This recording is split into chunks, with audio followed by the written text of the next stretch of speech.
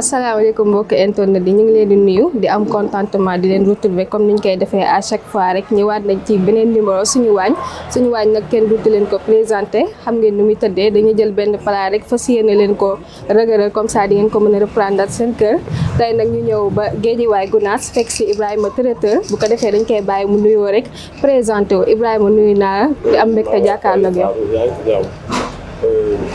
waaw tey man maa ngi tudd Ibrahima. waaw ñu may woowee Khalil traiteur quoi. fii mooy sama place daara yu traiteur. laa nekk waaw tey nag ma bëggoon a présenté sama benn plat gratin de pomme de terre laa leen defar. waaw comme ni mu ko waxee rek Ibrahima est-ce que bala ngay dugg si métier bi da nga def formation ba pare wala. man waaw def naa formation presque 1 an. 1 an waaw. si biir formation bi da nga boole ñaar yëpp chef de cuisine ak pâtisserie. avant mes formation nag sama yaa moom a yàqu quoi. parce que man dama daan taw jàng sax mu di ko jaayal ay ndékki bi yëpp. waaw di togg léegi ma dem si fur et à mesure léegi sama xarit bi. ba mu bàyyi jàng. après si la ñëwee dugg si formation bi affaire bi neex ma. ma ànd ak moom ñu duggandoo ak léegi moom moo ma njëkk a génn am diplôme ba mu génnee. après si laa duggee quoi ñu bokk même école bi ñu defandoo formation. di leen nuyu au passage muy les astuces. après si loolu si la amee sama diplôme maag moom suñu nekk di def ndànk-ndànk ba keroog tey yàlla may ñu lii lépp. si biir formation bi da nga defaree pâtisserie wala da nga boole yëpp. polyvalent la quoi. pâtisserie agroalimentaire. cuisine lépp laa def quoi ak décoration ak lépp. kon daal su ma la déggee bu baax maanaam affaire pâtisserie da nga kaa mos a bëgg sa rêve la mos a nekk. man sama rêve la mos a nekk. même ba ma jàngee quoi sama rêve la mos a nekk quoi. ah d'accord après kii moo gën a dugalaat. waaw parce que moo ma si gën a kii. moo la motivé daal. bu ko defee gis nañ ne métier bi nekkoo si yow kese am nga ko si àndal. waaw mag moom ñoo si ànd contribué kii. waaw ñoo ñaan yàlla waaw bu ko defee dañuy wax rek ban recette tey nga ñuy. tey gratin de pomme de terre laa lay indi. gratin de pomme de terre. gis nañ ne dagg nga pomme de terre yoo pare. samay pomme de terre. gis naa fromage bi. ak béchamel bi laay kii. béchamel bi ngay ñëw defar. waaw baxalaale samay pomme de terre. d'accord bu ko defee mbokk internet yi ñoo ko gisandoo rek dañ koy bàyyi mu won ñu tey plat bi nan lay demee.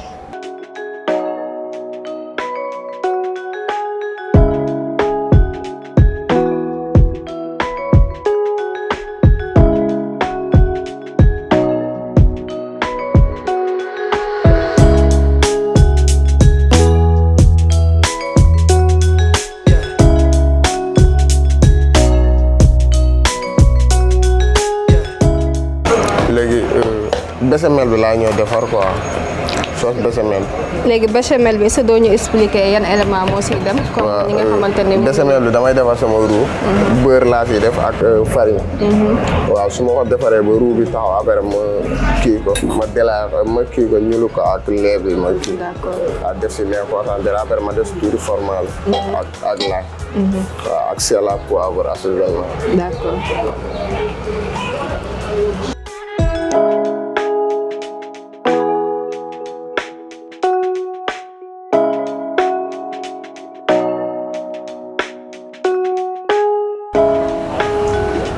gis nañ ne def nga beurre bi. léegi farine laa def. après ma lii ci remuer ko nii nànk-nànk. waaw muy jàpp quoi.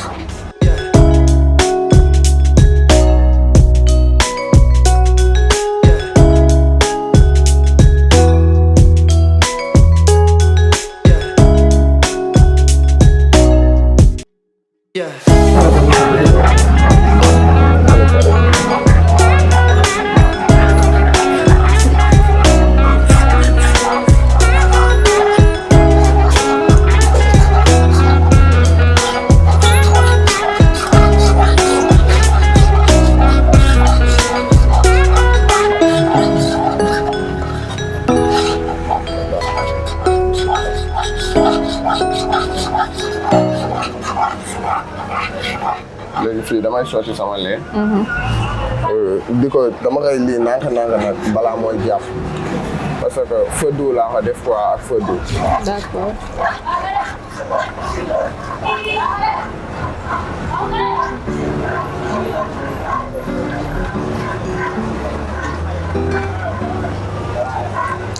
boobu ça dépend de toi bu la neexee mën nga jël sunguf meew nga xooyal ko. waaw bu la neexee mën nga jël sunguf meew boo amul kii crème béchamel mën nga jël meew bu la neexee tam mën nga ut crème béchamel.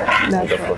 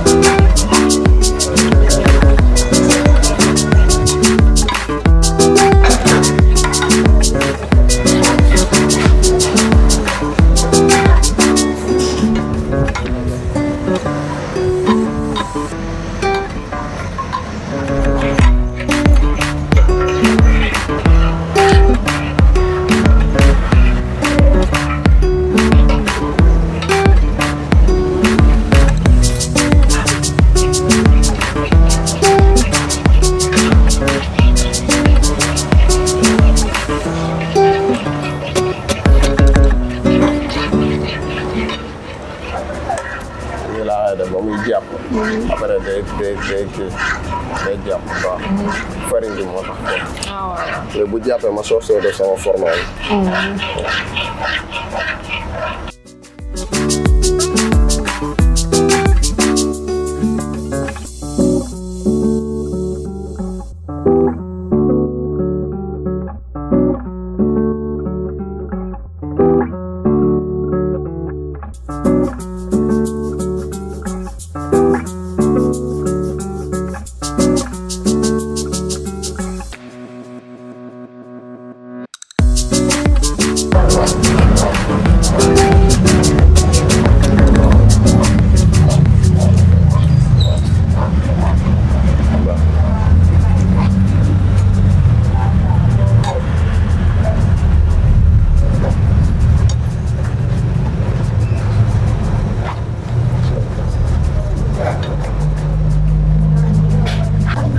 fii yaa ngi sentir muy jàpp bu baax dedans muy jàpp waaw.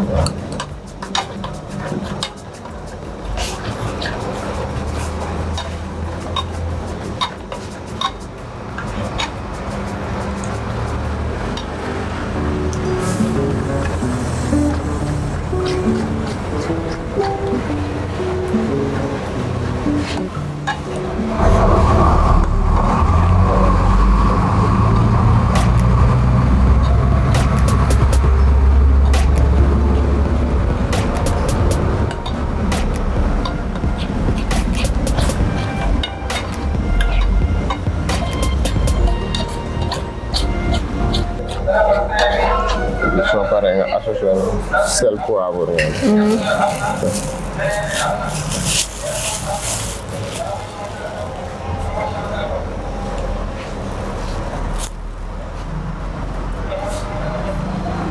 pare nga def si tuuti aay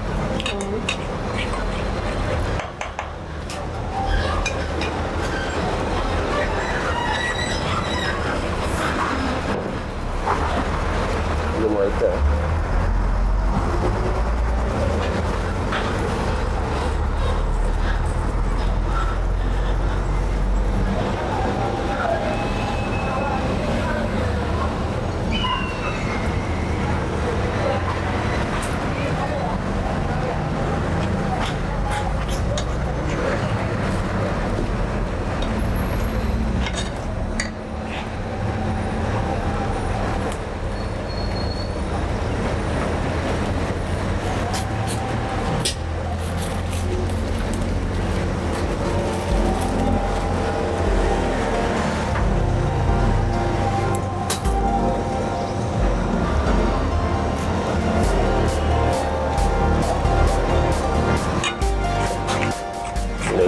mën ngaa tëj sa béchamel bi sama pare.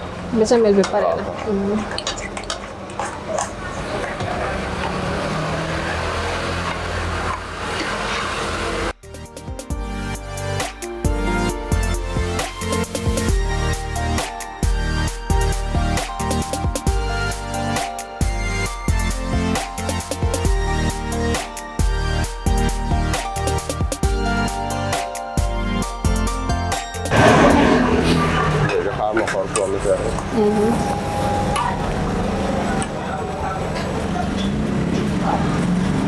pomme de terre bi da nga koy baxal ba pare. waaw da nga koy baxal aussi.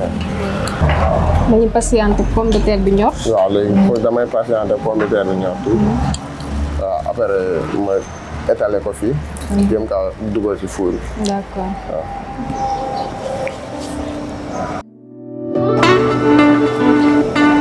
suñu béchamel moom pare na. waaw comme ni béchamel ko waxee rek waaw meew farine beurre. waaw nga def si poobar ay ak lan. ak thym. ak thym. ak sel poivre. ak sel poivre. léegi bañ defaree suñ pomme de terre ba pare. léegi dama koy dama koy sotti si passoire bi fii. saa yi baxal naa ko ba pare tasu quoi. boo bañee mu tas boo koy dagg loolu si dagg bi lay des fois boo koy dagg da nga koy dagg yu dijji quoi. dagg bi daal day normal. waaw day normal. mais bi nga koy baxal da nga see def xorom wala. waaw ba ma koy baxal da nga see def tuuti sax ndax mu bañ a lewet quoi.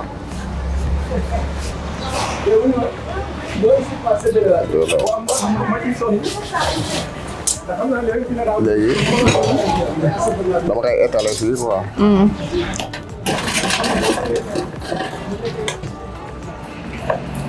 léegi lay xaw a étaler fii.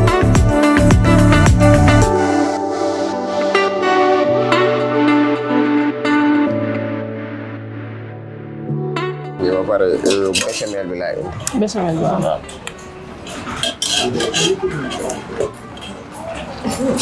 su ma defee béchamel bi nii ba pare. béchamel bi aussi dama xasi école yi.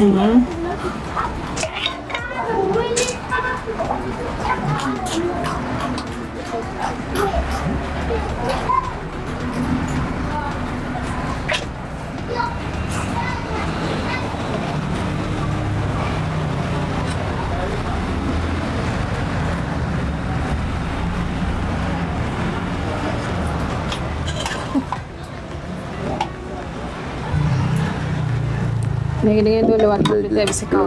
non damay def fromage ba pare. fromage bi waaw. léegi su ma defee fromage ba pare après.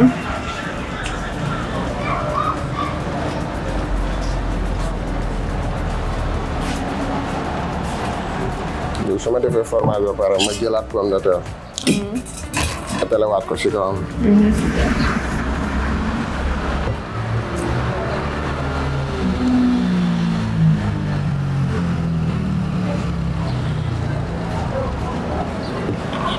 jëlaat béchamel bi defaat. waaw jëlaat béchamel bi étalewaat ko si kawam aussi.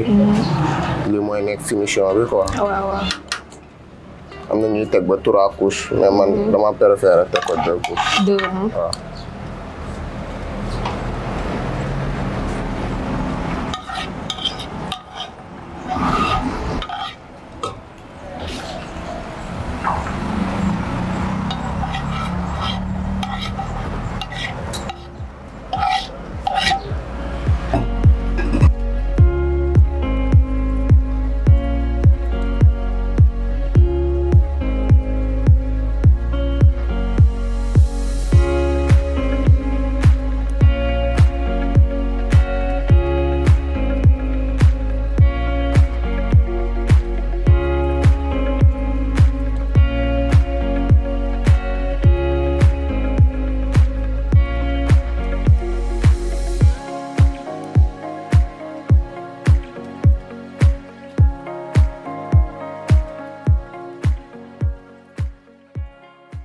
léegi fromage bi laa koy finir quoi.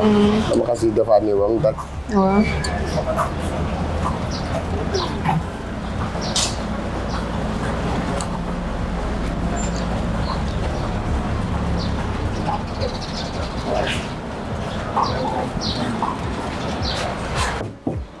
léegi temps de cuisson bi 10 minutes. 10 minutes ah. waaw léegi dama koy dugal ci four bi pendant 10 minutes.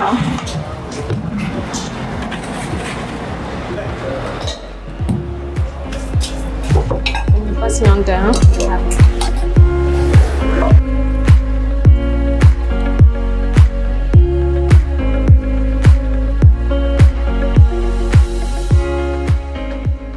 lii dama koy dagg pour décorer ko gratin bi quoi. Décoration.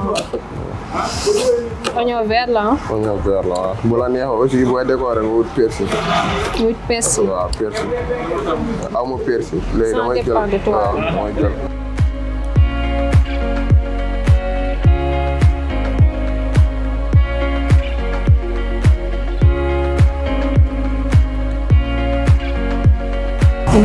léegi damay daal di génne sama garaatu.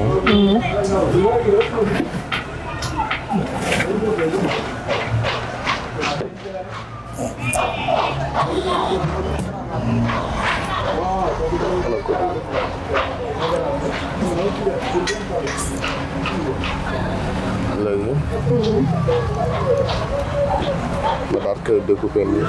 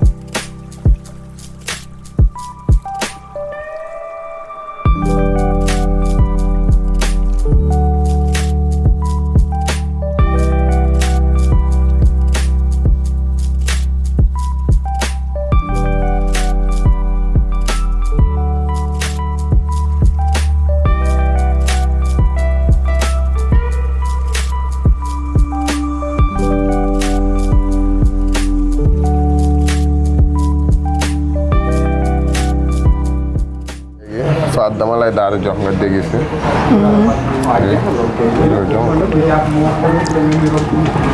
jox ko dugal naa ko.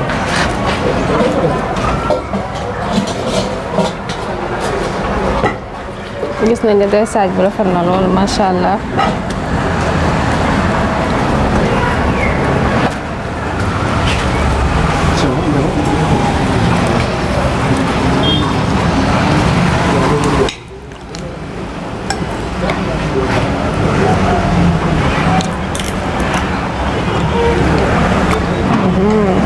c'est bon neex na safa bi tamit yem na macha allah pomme de terre bi tamit ñor na yem na daal lépp yem na macha allah bu ko defee dañuy ñëw rek dugg ci waxtaan bi Ibrahima tey nga wax ni sa jaar-jaar par rapport ak métier bi tey nan nga def ba agsi fii. dëgg la ñun nag dañoo teel a bàyyi jàng quoi. man defe naa 4e laa bàyyi suma jumu 4e laa bàyyi 4e collège. kii daa def BFEM amul après ci la bàyyi dem def formation. léegi si noonu ba ñu bàyyi jàng après ba ñu demee def formation noonu ba pare. léegi ñu toog ñun nag mosuñoo déposé fenn. waaw dañoo préféré woon liggéeyal suñu bopp quoi.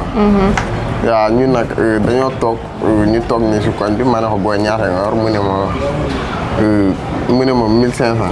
ma ne ko man yor naa 1000 francs. après si lañ tegee dem comme que jàng na agroalimentaire. def nañ cuisine pâtisserie agroalimentaire. si agroalimentaire bi lañ njëkkee. ñu dem defar suñu mburaake. te bañ defaree mburaake. jaay ko si koñ bi. jaay am 10 000 2500 lañ dépensé. 1500. léegi ba ñu amee 10 000. après ñu xëy defar ay dugg si kii bi salé yi defar ay mini pizza. neem fataaya dem di jaay. deuxième jour ñu ñëw am 30 000. 30 000 macha allah léegi si lañ jàppee si wër di jaay boobu di jaay salé yi di jaay salé yi. ba école tëj. léegi ba école tëjee ñu sama yaa moo doon jaay fii si place bi ay ndékki yooyu noonu. léegi ñun ñuy lal fee si côté bi di jaay ay fataay kombale. ay kii liñ jotoon am si wër di jaay bi ay sandwich et cetera. léegi après si laa waxee ak sama yaay. léegi si la poussé ba mu poussé noonu après si laa jël place bi. maanaam moom ñu defar ko. waaw ñu defar ko ba tey jii yàlla indi ñu def. waaw macha allah maanaam métier boo dugg rek da nga koy gëm. soo ko gëmee rek yàlla jàppale la si loo gëmul rek doo ko. mais par rapport ak recette yi des fois di nga créer say recette bopp yoo xamante ne. yaa koy defal sa bopp. oui des fois ma créer samay recette bopp yoo xam ne maa koy defar. yaa koy defal sa bopp maanaam moom yëpp waaw moom des fois day créer loo xam ne que ni ñu ñaar ñoo koy song après moom bu créer daf may wax. man tamit su ma créer wax ko. yéen ñaar yéen a koy kii daal. yéen a indendoo xalaat bi daal. lépp lu ñuy dugg ñoo si duggandoo. lépp lu ñuy génnoo si ñoo si génnandoo. macha allah. plat bi rek nga rappelé waat ñu turu plat bi rek. plat bi mi ngi nekk gratin de pomme de terre. au fromage gratin de pomme de terre. oui. macha allah mbokk internet yi ñoo ko déggandoo comme ni mu ko waxee rek tey gratin aux pommes de terre la ñu indil yaakaar naa boo leen gisee plat bi tey di ngeen ko mën a reprendre seen kër. Ibrahima ñu gis ne plat bi macha allah am na solo loolu waaye tey jii par rapport ak métier bi ñi nga xamante ne ñoo nekk si métier bi. lan nga leen di conseiller ban conseil nga leen di jox. man li may conseiller sama mbokk yi mooy. tey jii métier bi moom boo demee ba siy dugg. na la si gëm-gëm dugal quoi. waaye parce que boo ko bëggee rek doo ko rëccu. ngëm-ngëm la daal.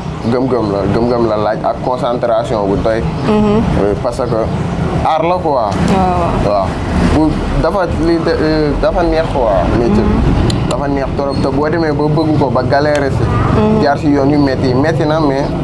mooy loolu da ngay muñ di dem ay stage di décortiquer si ngay mën a xamee lu bëri quoi. si métier bi dafa bëri façon nag. waaw mais laataa ngay kii rek duñ si gën a jàngat lu bëri. waaw bu ko defee Ibrahima dañ lay bàyyi rek nga joxe numéro bi ak adresse bi yooyu noonu comme ça nit ñi buñ la soxlaa. n'est-ce pas da ngay dem si ay programme waaw damay programme bi yëpp tour cérémonie quoi. baptême damay décorer tamit mariage yi damay décorer chambre bi yëpp. lépp daal nga boole daal lépp laa boole aussi di si nuyu au passage chef may sa tam. waaw moom moo jàngal. sama numéro téléphone nag mi ngi nekk 77 240 06 07. 78 416 31 77. oui mooy benn numéro. fan nga nekkee. maa ngi Gunaas Géejawaay. Gunaas Géejawaay. avant ngaa yegg si mairie bi rek. incha allah mais par rapport ak hygiène bi bàyyi yéen a ngi ciy bàyyi xel. waaw hygiène bi moom dañ ciy bàyyi xel bu baax. waaw hygiène bi dañ ciy bàyyi xel bu baax. bu ko defee plat bi kan nga koy tuddee. plat bi hygiène bi moo ko tuddee sama yaay. sa yaay waaw. sa yaay daal nga koy tuddee. waaw moom laa koy tuddee parce que tey jii su ma demee ba yii yëpp nekk si man. c'est à cause de lui quoi. waaw lépp moom la quoi. léegi ban projet nga amaat si métier bi wala. ñun moom waaw di ñaan yàlla rek yàlla may ñu ay place man ak moom. waaw yàlla musee ñu si cat ak lamine ak seytaane quoi. yàlla dara bañ a dox suñu diggante man ak moom. ñu leen di dégg fu ne daal. waaw ñu ñuy dégg fu ne man moom loolu mooy sama rêve quoi. yàlla saa su ne maa ngi koy ñaan. di nuyu sama chef yi tamit au passage. ak école les astuces fi ma jàngee. di nuyu chef Bodian. monsieur Tobias monsieur Mané. ak Goudia bi chef yëpp daal ku lim juum di la. ñoom ñoo la defal formation bi ba tey moo waral lii ñoo tax tey lii lépp am. bu ko defee ñu bàyyi la nga tàggatoo rek. waaw di leen nuyu ñëpp. waaw di leen ñaanal jàmm foo leen nekk rek. waaw bu baax. di nuyu aussi sama seex. sa seex bi. sa seex bi yow lan nga si sànni. maa ngi sànni. maa ngi sant leen gërëm. di yomb quoi ñun ñoo fi déplacé wu. ñoo fii quoi. loolu am maanaam loolu am nañu wax quoi ñoom sant leen gërëm aussi ñu tamit yomb quoi ñoom déplacé wu ñoo fii. maa xool fi ñu nekk quoi. ñoom sant leen gërëm. yàlla télé bi yokk quoi ñoom. amiin amiin ñoo seen bi sori. macha allah yéen tamit yombalal ngeen ñu ko trop ndax bu leen neexoon tey ngeen ne amoo leen temps te jot moom kenn amu ko. waaw ñu ngi leen di remercier bu baax a baax di leen ñaanal métier bi jëm kanaw yàlla defal leen si lu kawe seen njortu bañ leen di dégg fu ne daal si àdduna bi daal xaalis bi dugg incha allah te saytaan yi ba ngay wax seen diggante.